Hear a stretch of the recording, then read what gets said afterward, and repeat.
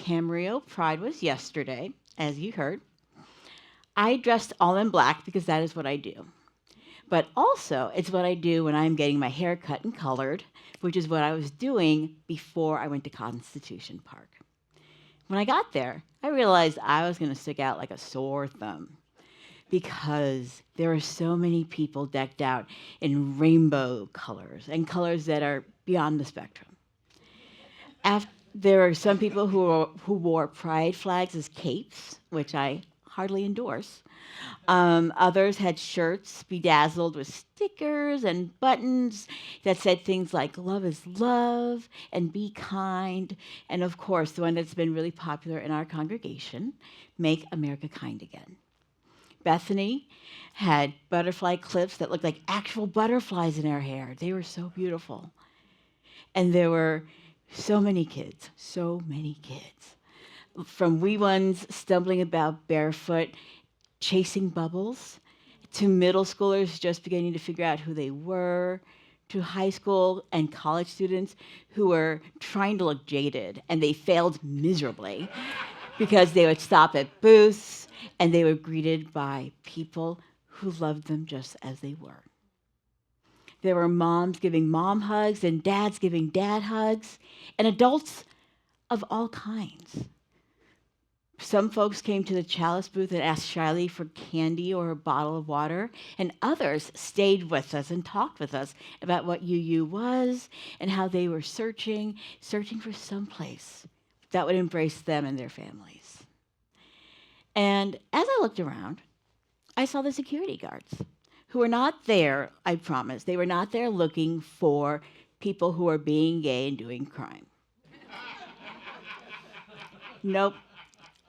To the contrary, they were there to help us keep safe.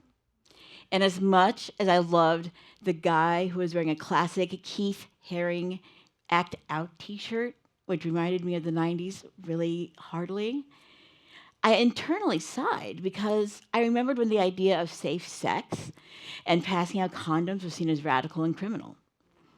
And now, in today's era of MAGA conservatism, it is the mere act of existing as someone who is LGBTQ that is seen as not only radical, but in the eyes of some, deviant and criminal. The phrase, be gay, do crime, has been around for a while, according to many folks on the interwebs, including Reddit, which is the source of all knowledge.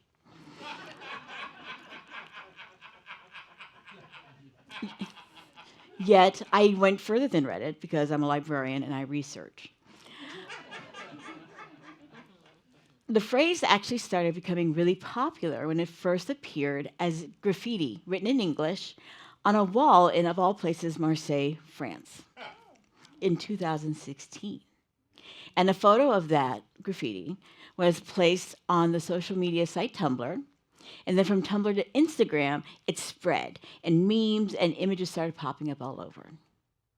Originally, the phrase, be gay, do crime, was used to embrace an anti-establishment, anarchist, and anti-capitalist vibe, as we can sense from an early image of it from the Anarchist Library, modeled after a famous Thomas Nast image. And you can see here, it says, be gay, do crime. And I love the small text. It says, many blame queers for the decline of this society. We take pride in this. Some believe that we intend to shred to bits this civilization and its moral fabric. They couldn't be more accurate. We are often described as depraved, decadent, and revolting, but oh, they ain't seen nothing yet. Then we started seeing the phrase coupled with skateboarding skeletons, hearkening back to an era when the phrase skateboarding is not a crime was plastered in a lot of places. The phrase then went on to be paired with all manner of images, from a silly goose wielding a knife, I love the silly goose, to an innocent-looking kitten with rainbow stripes. It started being carried on banners and parades. Here is a lovely embroidered one for those of you who are into the fiber arts. And my favorite is a t-shirt with childhood characters Frog and Toad riding a bicycle built for two. And if you want to talk, and there's a whole discussion about Frog and Toad. I'm not going to go there right now. And as you can see, there is a morphing of Be Gay, Do Crime from the radical anarchy angle to one that is actually cute in what could be seen as an everyday, almost throwaway comment.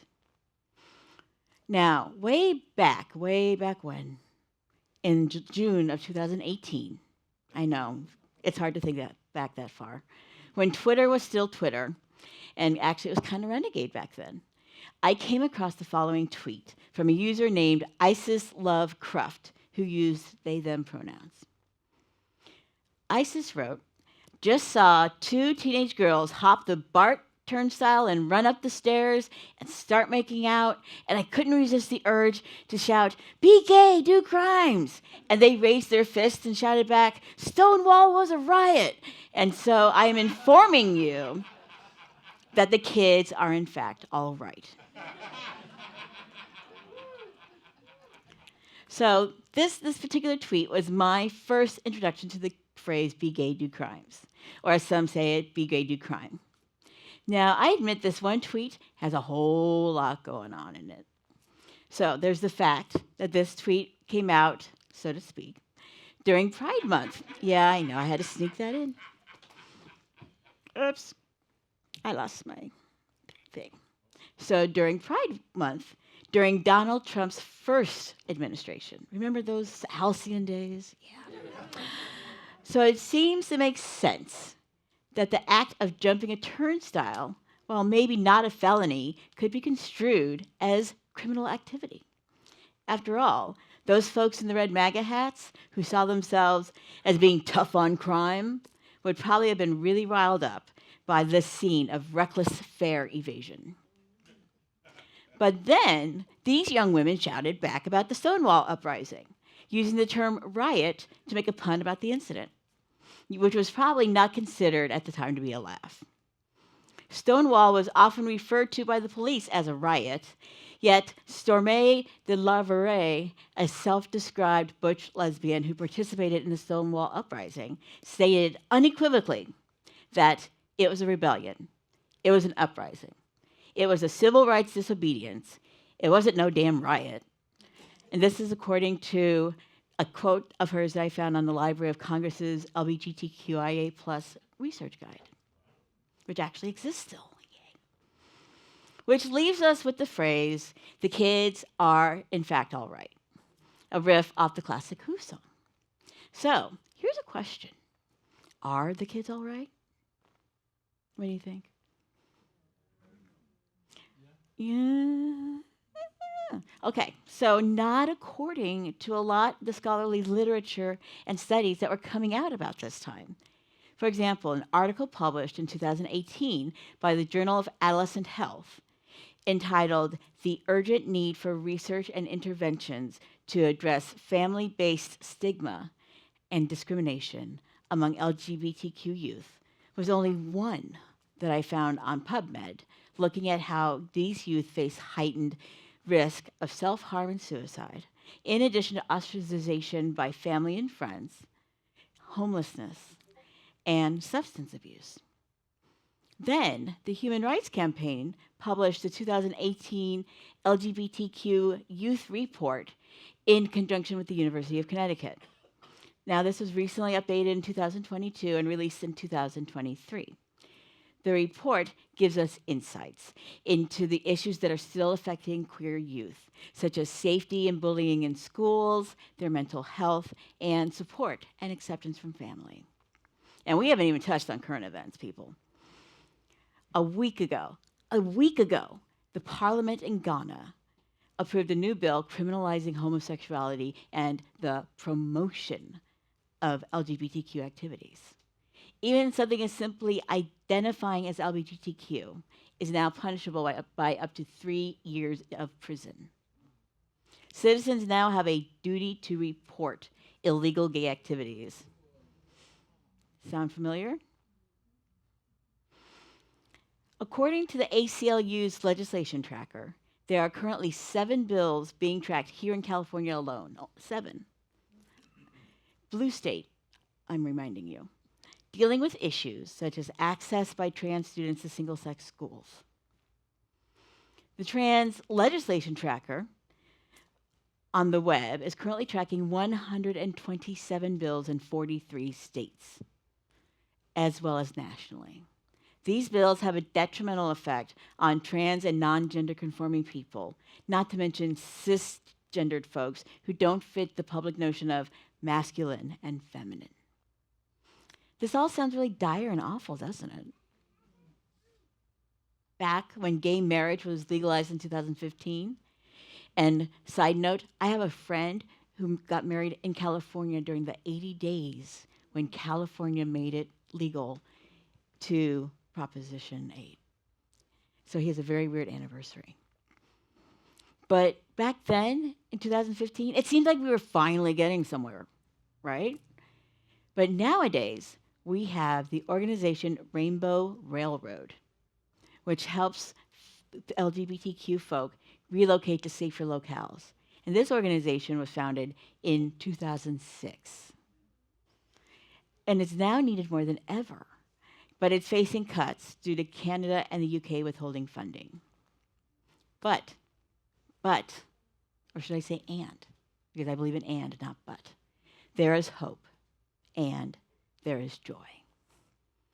There is hope when there are groups like the Trevor Project, who in just this March issued a research brief stating that transgender and non-binary youth who express gender euphoria instead of dysphoria have lower rates of anxiety, depression, and suicidal ideation. Yay. And that phrase, gender euphoria, wow, I love that phrase. I saw that and I was just like, we're on. There is joy every June when people call out Happy Pride to each other as they walk dogs sporting rainbow bedecked bandanas.